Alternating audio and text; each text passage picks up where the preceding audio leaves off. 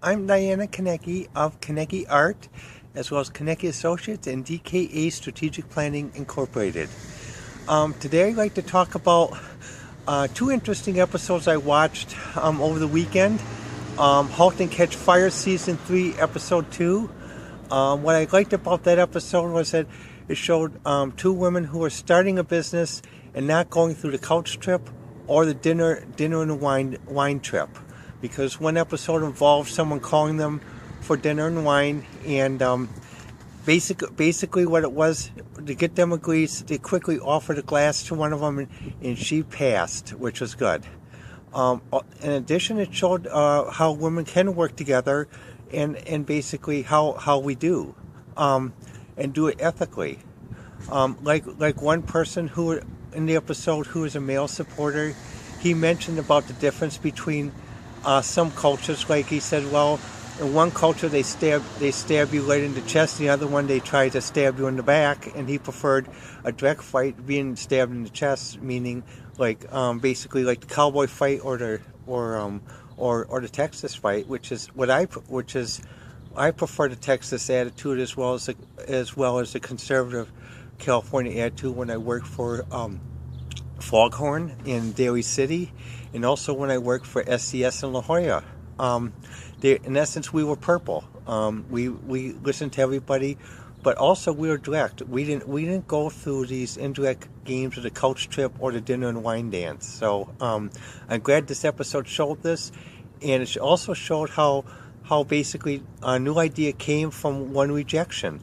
Because remember, people who have creative ideas, there are many rejections. So if someone is looking at someone just because of a resume, saying, well, you've done this here, you've done that here, you've done this here, done short term. Well, if a project has been achieved, then it is time to move on. Ron Canyon had to move on from Compact, but what happened was he made a great company, and he had a great career afterwards.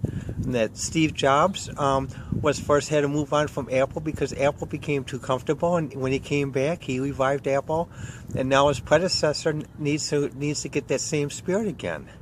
In the second episode, Digital Cowboys, which is a documentary about Ron Canyon and the Compact team, at the time I had an Osborne 1 and the blue case, and the portable, and one person I worked with at the medical park in Milwaukee, he had a Compact. So, and we were the Cowboys because basically we both had portable computers. We weren't tied to the desk. So basically we embraced it. We embraced that cowboy philosophy, and we achieved quite a bit. The thing is, even though the first portables were actually luggables, 25 pounds, the concept was that you weren't tied to the desk.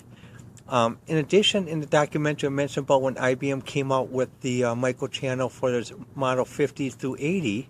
At one time, I was thinking of getting a Model 80, but when I saw the hoops going through, that's when I decided to go to the ISA standard. And it's good that basically someone worked out an alternative way, and also the 9 grouped together.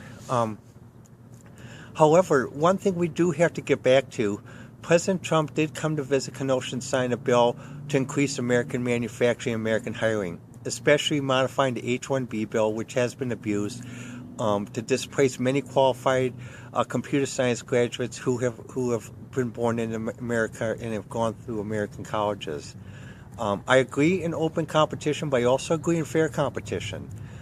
Just because someone is willing to work for a third world wage in America, that should not be forced upon everyone else, because as a college graduate, whether you have a bachelor's of science, master's, or a PhD, this is America, and there's a certain quality of life that needs to be lived to. So basically, there also has to be a minimum markup standard for salaries as well.